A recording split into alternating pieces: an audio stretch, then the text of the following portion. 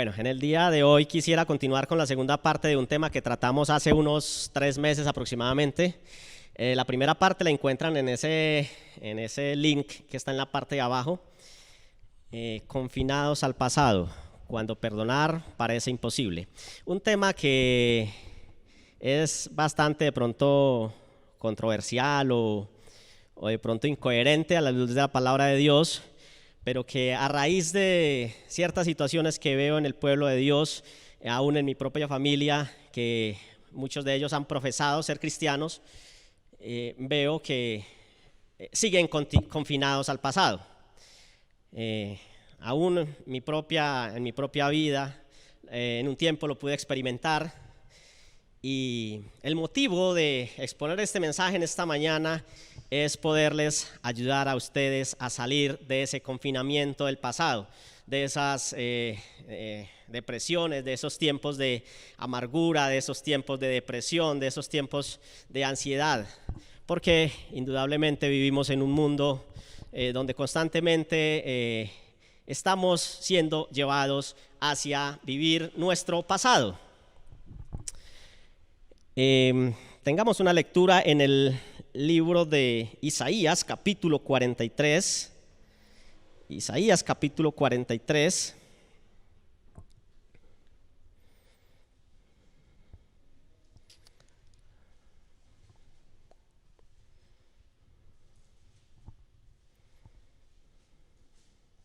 Aprovecho para hacer acá una pequeña, como un llamado de atención, hermanos. Si es, recuerdo hace algún tiempo yo luché porque se proyectase en estas pantallas salmos y coros, todos los corarios, ¿cierto?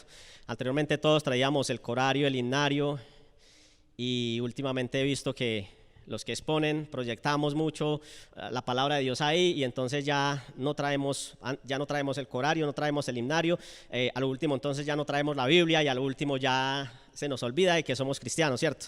Entonces un llamado de atención, hermanos, para que realmente la palabra de Dios es importante, y no es solamente para nosotros leerla acá, sino para que ustedes también vayan siguiendo la lectura. Dice el versículo 18, Isaías 43, 18: no os acordéis de las cosas pasadas, ni traigáis a la memoria las cosas antiguas.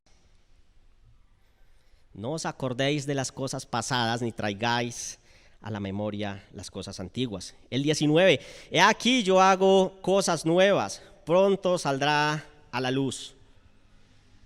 Vuelvo y leo: he aquí que yo hago cosa nueva, pronto saldrá a luz. ¿No la conoceréis? Otra vez abriré camino en el desierto y ríos en la soledad. El Señor quiere hacer cosa nueva en nuestras vidas y quiere sacarla a la luz. Y Él nos pregunta en esta mañana: ¿y no la van a conocer? ¿Cómo así? Yo voy a hacer una cosa nueva y la voy a sacar a la luz, voy a hacer algo nuevo en su vida, la voy a sacar a la luz, y usted no la quiere conocer. Tremenda este versículo, ¿cierto?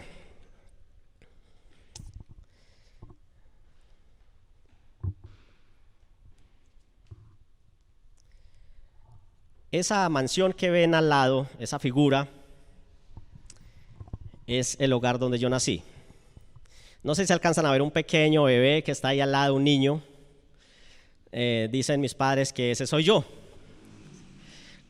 No se alcanza a ver muy bien, pero ese niño está tal como cualquier niño llega a este mundo, desnudo. Y tal como usted y yo nos vamos a ir, desnudos, sin nada, ¿cierto? Pues de pronto nos ponen ropa, pero eso se va a deshacer. Esa es la mansión donde yo nací. No había agua potable, no había electricidad. Tuve la fortuna, eso sí, de nacer en un hogar cristiano.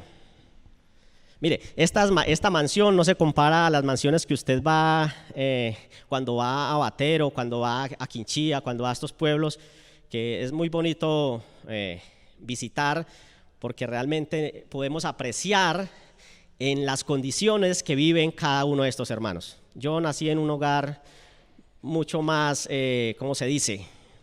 más degradante, más miserable o más como se quiera llamar, porque no había agua potable, no había energía, no había ninguna condiciones higiénicas para vivir, ¿cierto? De hecho, vivo por la gracia de Dios, solo por la gracia de Dios, porque sufría de muchas enfermedades cuando estaba niño, ¿cierto? Pero sí tuve la oportunidad de nacer en un hogar cristiano. En esta hora voy a tratar de resumir en unos 5 minuticos mi vida, lo que ha sido mi vida, ¿cierto? Y cómo el Señor me ha sacado de ese confinamiento por su gracia. Y si lo hablo en esta mañana públicamente es porque no hay nada que temer, es porque no tengo nada que esconder, es porque es solo por su gracia, solo por su amor, solo por su misericordia que puedo estar delante de ustedes. Esa finca queda en el departamento del Cauca. Desde Popayán hacia un pueblo donde llegaba una chiva, un carro escalera, eran 3-4 horas de viaje. Y desde ese pueblo hacia la finca donde nosotros vivíamos eran 6 o 7, entre 5 y 6 horas a caballo o a pie. Vengo de una familia numerosa. 7 mujeres, 5 hombres, un equipo de fútbol completo y teníamos el árbitro a nuestro favor. Qué precioso, ¿cierto? 12, tengo la oportunidad de tener 11 hermanos, 12 conmigo. De pronto yo era el árbitro porque yo soy muy malo para el fútbol, ¿cierto? Mi padre murió de una afección renal cuando yo tenía unos 11 años, ahí en Popayán. Me enseñó a trabajar desde los 5 años. Mi madre todavía vive, una anciana de 83 años, vive actualmente en Armenia. Desde que tengo conocimiento siempre fue muy inquieto por aprender cosas, por aprender a leer, aprender a escribir, pero mi papá nunca nos dio la oportunidad de estudiar. Cuando mi padre muere, entonces mi madre me manda para el Playón Santander un año con la hermana mayor, ella se llama Ruth, desafortunadamente pues no es cristiana. Allí empiezo a estudiar de noche el primero de primaria para aprender a leer y a escribir.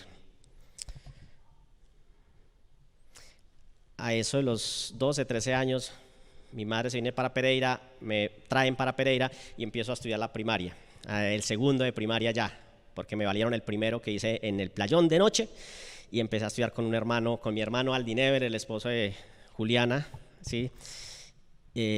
Recuerdo que estudiamos juntos en el mismo salón, la profesora se llamaba Patricia, él estudiaba en primero a este lado, yo en segundo acá. En el listado a mí me llamaban Burgos y a él le llamaban Burgas, para diferenciarnos, no sé por qué. Y ese fue el trajinar de mi vida. Acepté al Señor por primera vez, acepté al Señor por primera vez a eso de los 12 años. Lo digo por primera vez porque cuando uno es joven y que hemos nacido en un hogar cristiano, uno nunca dura mucho tiempo para uno asegurarse de que uno ya es salvo, ¿cierto? Entonces, fue muchas las decisiones que yo hice por Cristo, pero ahora tengo la plena convicción y la plena seguridad de que soy salvo por su gracia, por su poder, ¿sí? Termino entonces en Pereira, empiezo a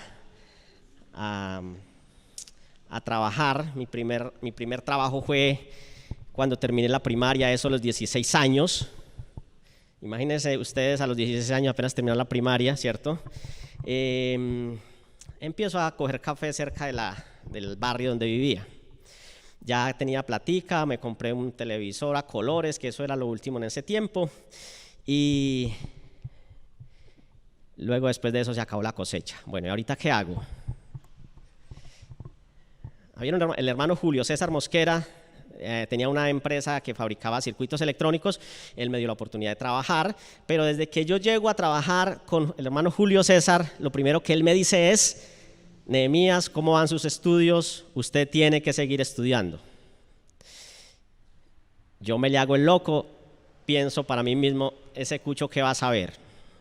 Como diría cualquier joven hoy en día.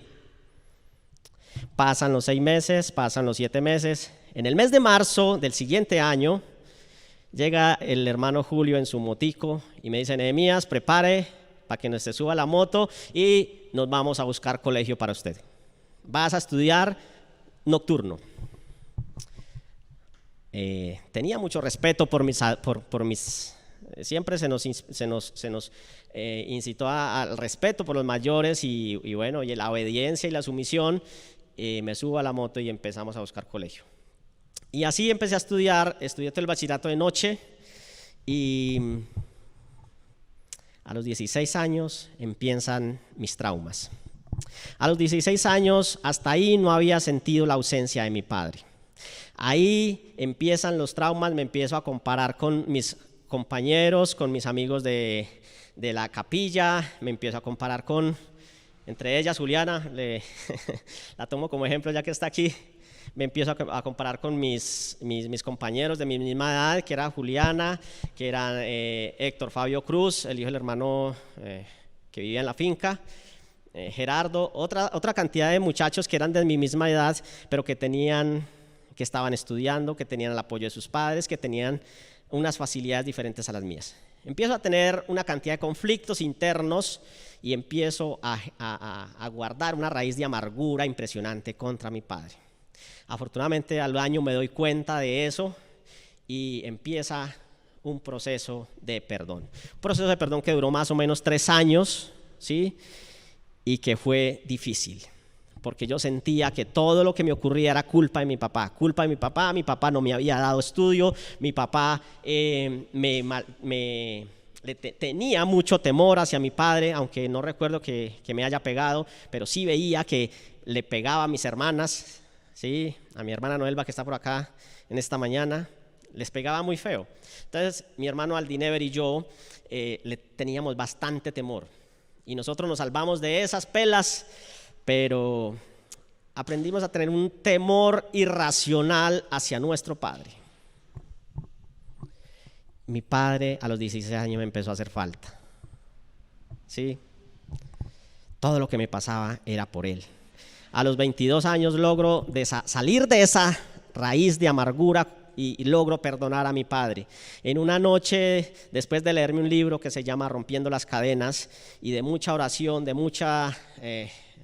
derramar muchas lágrimas de rodillas delante de mi Dios, logro romper esa raíz de amargura, de rencor hacia mi padre. Logro perdonar a mi padre a los 23 años. Lo más maravilloso de esto es que justo cuando yo logro perdonar a mi padre, cuando logro salir de eso, conozco a una amiga flaquita, ella, ojoncita, muy bonita. Me enamoro de ella. Nos casamos. Ahí se las presento. Ya no está tan flaquita, no está tan, ya ustedes la ven no tan ojoncita. Muy bonita ella, ¿cierto? Luego entre los dos creamos una empresa y bueno, ya ustedes conocen la historia. Aquí vamos con la ayuda del Señor. ¿Por qué cuento esta historia? Porque quizá esta historia se parezca mucho a su historia. Y quizá usted, para la gloria de Dios, ya haya logrado salir de ese confinamiento, quizás usted ya haya logrado salir de ese estado de depresión, de amargura, ¿cierto? Y quiero rescatar 3 cosas de este testimonio. Hablo con los jóvenes, hablo con los muchachos.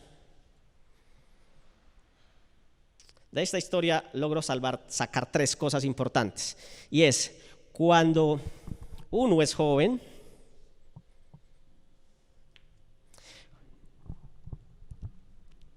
cuando un joven en la vida no tiene la oportunidad de estudiar o hacer otras cosas, hay que aprender un arte, hay que aprender a hacer algo en la vida. Número 2, no es bueno iniciar una relación conyugal con un corazón contaminado hacia tus padres o hacia tus semejantes. Porque si usted inicia una relación conyugal con un corazón contaminado hacia tus padres o hacia tus semejantes, vas a llegar a esa relación matrimonial y vas a hacer un fracaso total. Vas a empezar a maltratar a tu esposa, vas a empezar a maltratar a tu esposo, van a empezar los conflictos.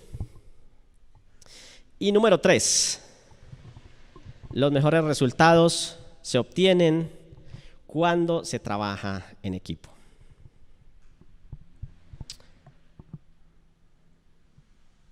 El siguiente punto,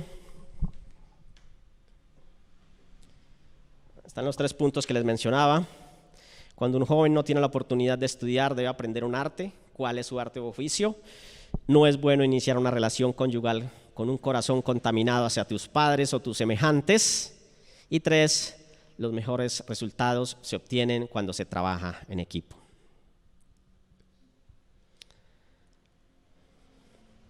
Me he tomado la tarea de hacer una investigación esta semana acerca de las heridas más comunes en la infancia.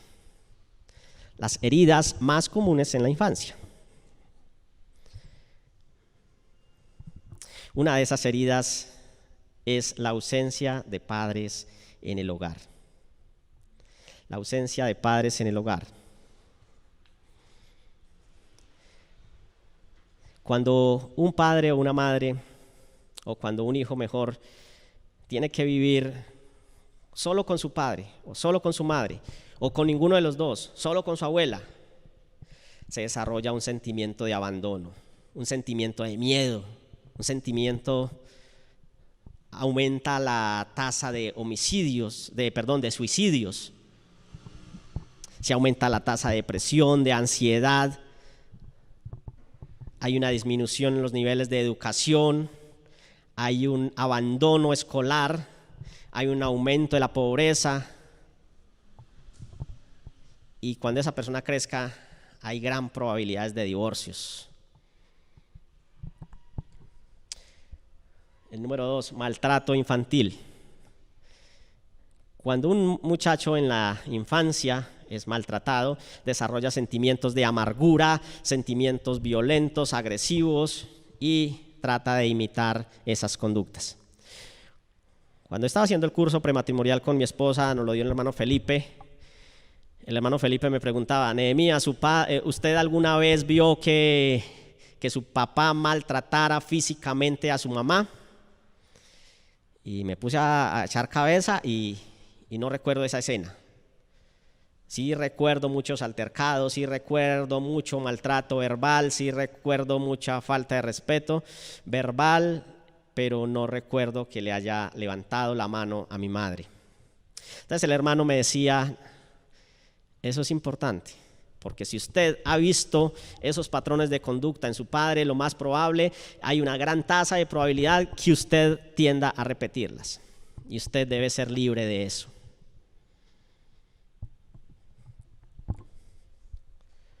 Rechazo. Puede desarrollar un rechazo a sí mismo y una baja autoestima. Cuando el niño es rechazado, cuando el niño es abandonado, desarrolla estos patrones de conducta. Esta semana mi esposa me compartió un video que me desgarró mucho. Creo que algunos de aquí lo han visto en redes sociales, salió por noticias, en Noticias Caracol del mediodía esta semana, y era ver cómo unos policías llegaban a una casa abandonada, no, sola, e encuentran un niño atado de pies y de manos. Cuando el policía empieza a desatar el niño dice: no, porque me regañan. Y mientras lo está desatando, desamarrando, el niño se queja: ¡auch! Una escena desgarradora.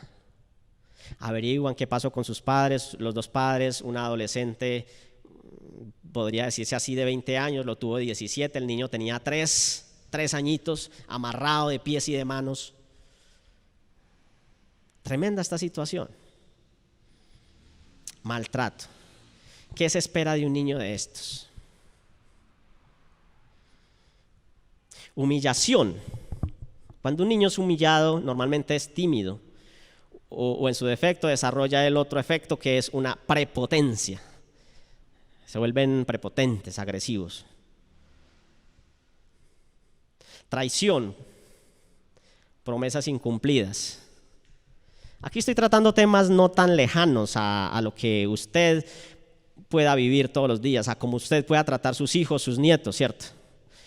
Cuando estaba niño, mi mamá me prometió una bicicleta que nos iba a comprar a mi hermano Aldiniver y a mí, y nos puso a ahorrar. Y ahorramos y ahorramos, empezamos a recoger no sé cuántos, 160 pesos en ese tiempo, y la bicicleta nunca llegó. Y todavía me acuerdo de eso. No me hiere, pero todavía me acuerdo de eso. Padres, cuando usted prometa algo a su hijo, cúmplale. Y si no, no le prometa nada. Y el séptimo, abuso sexual. La herida más grande que un niño o una niña pueda sufrir, no solamente en su adolescencia, no solamente en su niñez, sino aún de adulto. Encontramos que la mujer X, la adolescente X, la joven X fue violada y fue muchas veces asesinada, ¿cierto?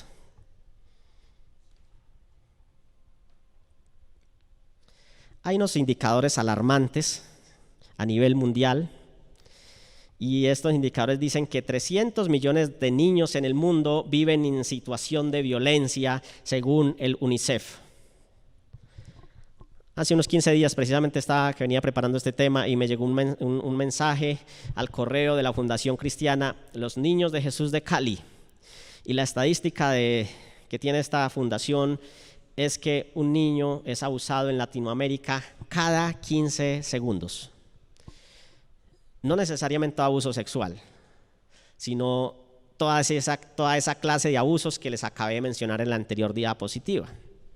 Maltrato físico, maltrato verbal, humillación. Otra estadística: 1.398 niños abandonados entre 2017 y 2018, de acuerdo a la página del ICBF Colombia. 16.800 niños son de madres adolescentes, según una estadística del ICBF entre 2017 y 2018.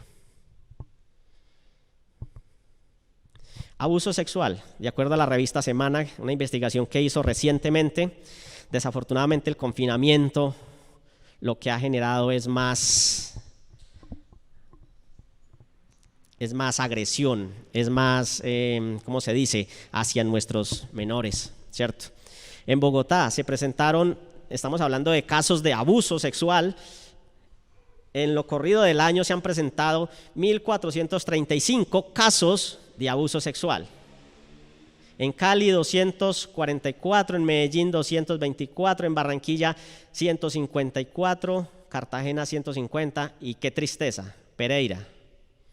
Un pueblo tan pequeño como Pereira y aparece dentro de las 7 ciudades con mayores índices de casos de abuso sexual a menores de edad, 142.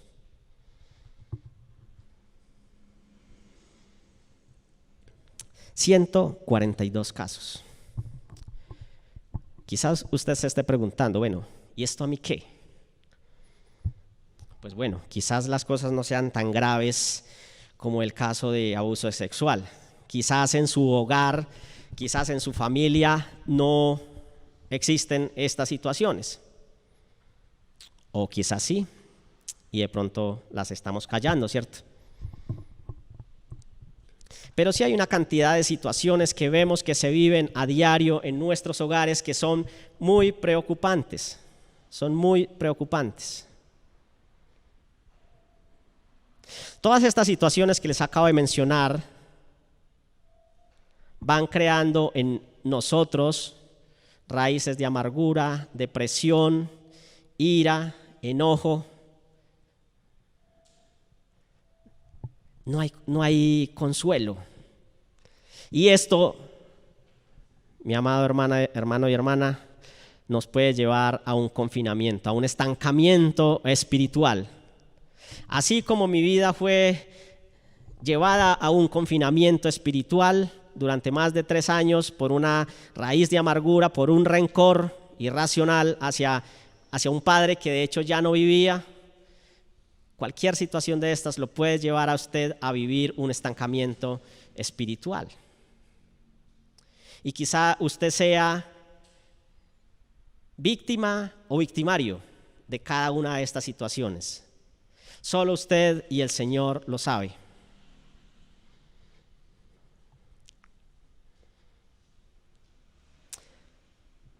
De pronto usted se siente rechazado, de pronto usted se siente humillado, de pronto usted se siente inferior, de pronto usted se siente menos que los demás.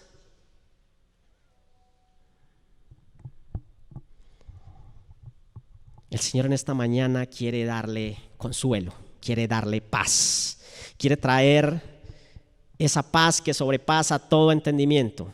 Quiera Dios que por medio de su Santo Espíritu en esta mañana usted sea tocado, sea que usted pueda encontrar reconciliación a través de la cruz del Calvario.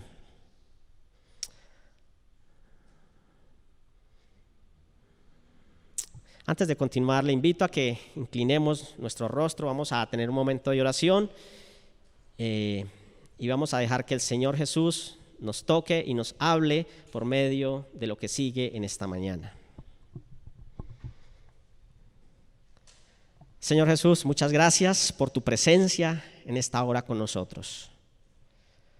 Gracias por mostrarnos esa llaga del pecado que hay en la humanidad.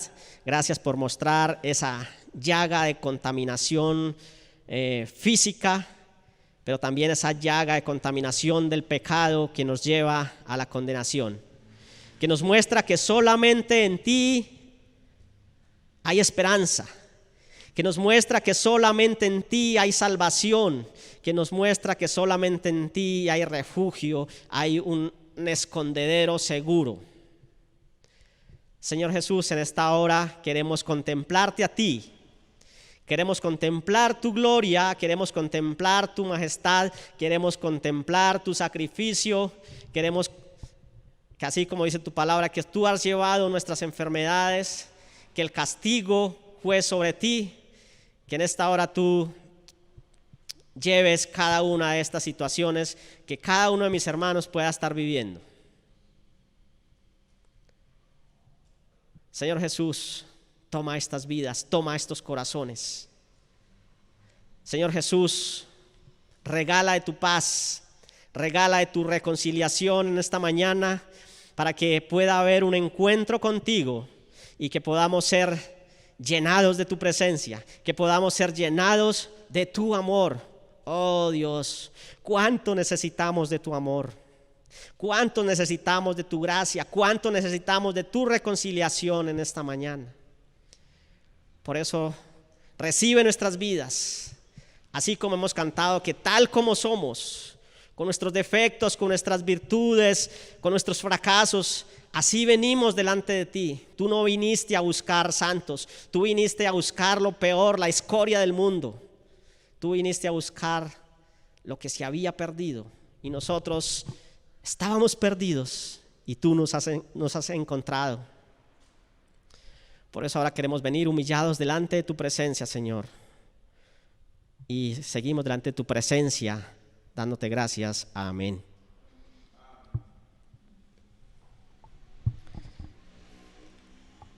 Para sanar una herida es necesario aprender a soportar dolor.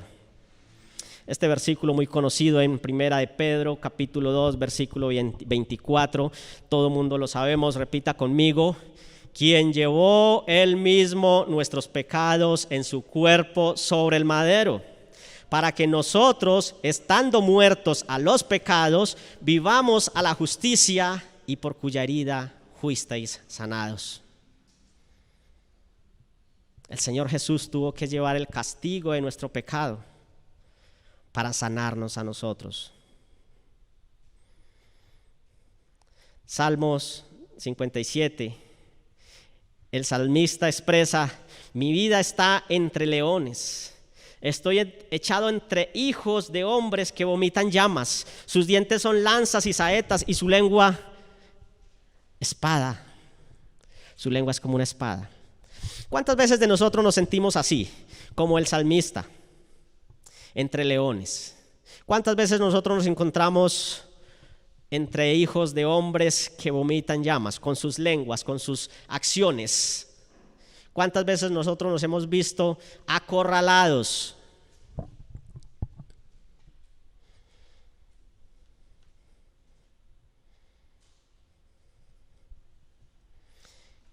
Quisiera invitarles también a que meditáramos en esta mañana en uno de las... Dicen los estudiosos que el libro de Isaías es el quinto, algunos lo llaman el quinto evangelio, otros los llaman el primer evangelio, porque habla mucho acerca del sufrimiento de nuestro Señor Jesucristo. Habla demasiado de ello. Y vamos a estudiar uno de los pasajes en estos 10 minutos que nos quedan.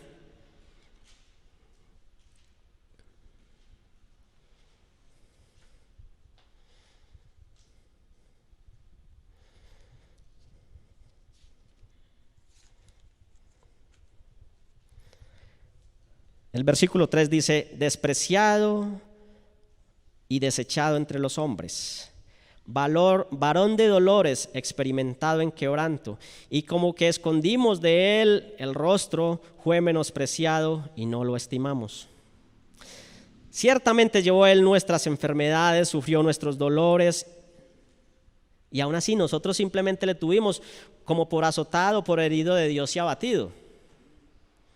Pero dice el 5: mas él herido fue por nuestras rebeliones, molido por nuestros pecados, el castigo de nuestra paz fue sobre él, y por sus llagas fuimos nosotros curados. Aún así, en medio de ese sufrimiento, de esas heridas del Señor Jesucristo, dice el 6, que todos nosotros nos descarriamos como ovejas, que cada cual se apartó por su camino, pero que Dios Padre cargó en él el pecado de todos nosotros. Y el 7, angustiado él y afligido, no abrió su boca, como cordero fue llevado al matadero, y como oveja delante de sus trasquiladores, enmudeció y no abrió su boca.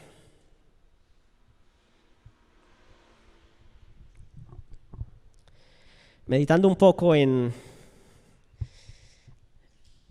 el sacrificio del Señor Jesucristo, ustedes recuerdan esa escena en Getsemaní, cuando él estaba allí orando y dice que le caían, su sudor venía con sangre.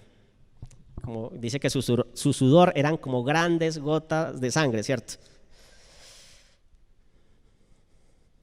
Hay una enfermedad, no sé si Juliana se acuerda de... Hay una enfermedad que está relacionada con que cuando las personas están muy expuestas a la presión, a la tristeza físicamente, esto puede ocurrir en sus cuerpos. Esto lo sufrió el Señor Jesucristo.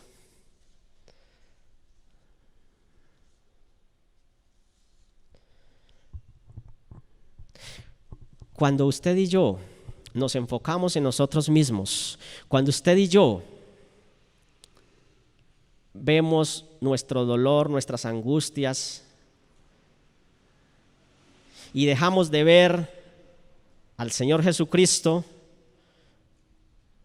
terminamos sufriendo, terminamos amargados, terminamos tristes, terminamos confinados en el pasado.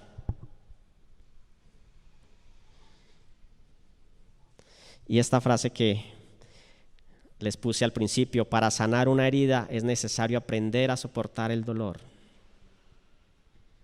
Es necesario aprender a soportar el dolor.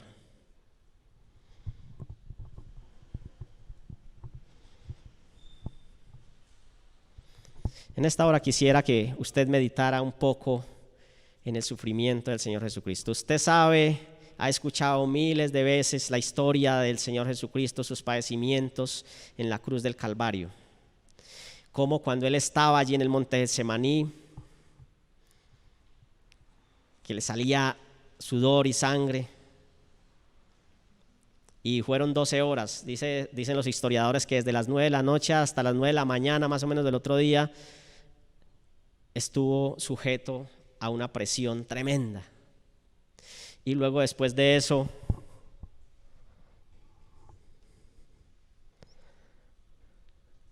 tener que ser despreciado y desechado. Según el relato de Isaías, unos 750 años más o menos antes de que Él viniera a este mundo, tuvo que ser despreciado y desechado. ¿Cómo fue despreciado y desechado? Pues aún fue despreciado y desechado desde antes de que Él naciera, porque cuando María fue a buscar mesón o el hospital donde en ese tiempo donde tener el bebé, pues no encontró lugar. Lo despreciaron, lo desecharon, aún siendo un bebé que aún no había venido a este mundo. No había lugar en el mesón. Esta imagen es una imagen de una película de Mel Gibson de hace algunos años, la película más sangrienta de la historia podría llamarse, porque muestra parte de los sacrificios del Señor Jesucristo. Este látigo que se encuentra al lado es el látigo con que laceraban al Señor Jesucristo. Eso se llama flagelación. Lo ataban en un poste desnudo, golpeaban su espalda, sus nalgas, sus pies con un objeto llamado flagellum. Y como alguna vez nos exponía el hermano Alex Gaviria, ese objeto tenía unas espinas, tenían objetos puntiagudos en sus puntas, los cuales entraban en la piel y rasgaban la piel y arrancaban el pedazo de piel. Algunos historiadores, leía esta semana, dicen que la columna vertebral quedó literalmente expuesta. Y me acuerda de ese pasaje que dice: no hay dolor como mi dolor. Que es un dolor tremendo que muestra el sacrificio que tuvo que hacer el Señor Jesucristo por nosotros.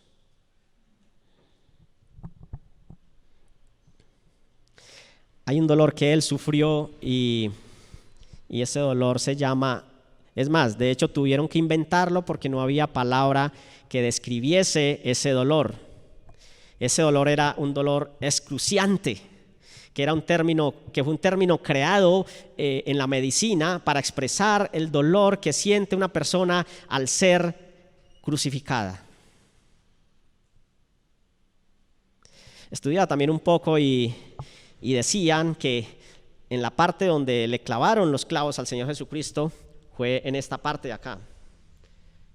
Algunas imágenes las muestran como si fuese acá, pero no. Según los historiadores, los clavos fueron en esta parte. Y en los pies también fue en la parte de aquí del entrehueso, por decirlo así. No tengo muchos términos médicos. Y se dice que él, para respirar, él quedaba así en esta posición, los pies no los podía extender del todo. Y al estar colgado así de esta manera, se quedaba sin respiración. De hecho, al yo hacer este ejercicio, si quiere después lo hace, trato de quedarme sin respiración. Y dicen que inicialmente, su agonía no solamente era por el dolor de los clavos, sino por la asfixia, porque la caja torácica quedaba contraída y no podía respirar. Y dicen que para él poder respirar tenía que, en medio de los clavos, tratar de moverse para sacar la caja torácica y poder respirar. ¿Cuánto duró ese proceso? Con los estudiosos, ¿cuánto duró ese proceso? ¿Cuántas horas fue? 3 horas. Mucho tiempo de agonía, mucho tiempo de sufrimiento.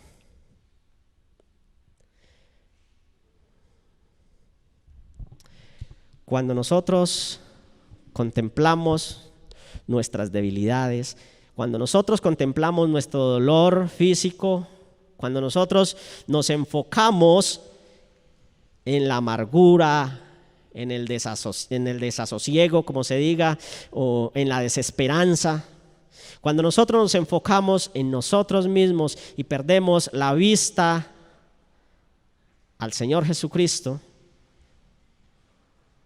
terminamos mal.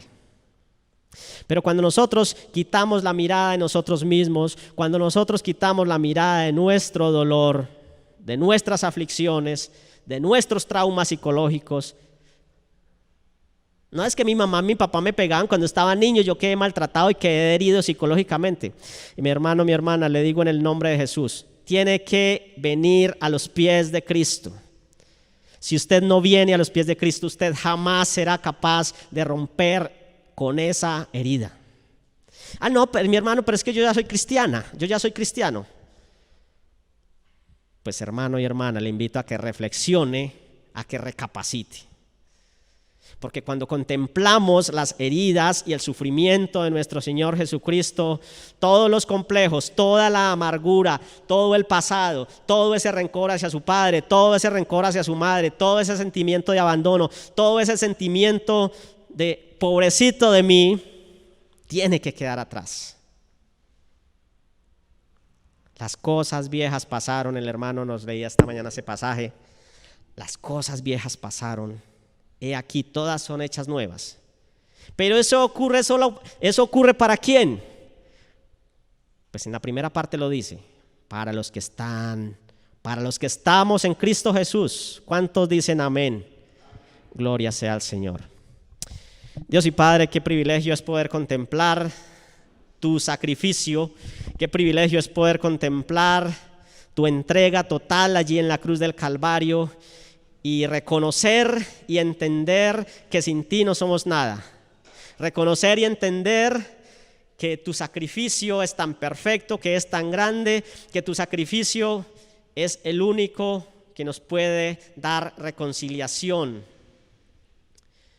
Oh Señor, ayúdanos a fijarnos más en ti, en tu sacrificio, en tu obra tan grande allí en la cruz, en tu amor derramado, soportando estos sufrimientos, y no a fijarnos en nuestras bajezas, en nuestro dolor del alma, en nuestro dolor psicológico, en nuestro dolor de maltrato, en nuestro dolor de abandono. Señor, ayúdanos a no fijarnos en las cosas temporales de este mundo, sino a fijarnos en las cosas espirituales, en tu sacrificio, en tu redención. Y Señor Jesús, estamos muy agradecidos porque en ti hay esperanza, porque en ti hay un nuevo día, en ti hay un nuevo amanecer. Te bendecimos y te damos honra y gloria a ti, porque tú fuiste inmolado, tú te humanaste, porque tú nos comprendes, porque tú fuiste humano y sabes cuán difícil es. Gracias te damos porque dejaste a tu Espíritu Santo, que es el otro consolador, que es el que nos guía, que es el que nos ayuda, Señor. Señor, si nosotros vivimos confinados al pasado, si nosotros vivimos en medio de la desesperación, en medio de la desesperanza, es porque no te miramos a ti. Y Señor, tú nos llamas a poner nuestra mirada en ti, a poner toda la esperanza en ti, porque estas cosas son pasajeras. Este cuerpo que tenemos es pasajero. Pero Señor, permítenos aquí en este mundo disfrutar de tu paz, disfrutar de tu gozo. Señor, que realmente podamos ser libres de la contaminación de este mundo, que realmente podamos ser libres del pasado, que realmente salgamos de ese confinamiento y que podamos perdonar a otros y que nosotros también podamos brindar perdón a otros, oh Dios, al ver tu sacrificio allí en la cruz, al ver que tú has sido sacrificado en nuestro lugar. Bendecimos tu nombre en esta hora y te damos gracias por tu palabra. Amén.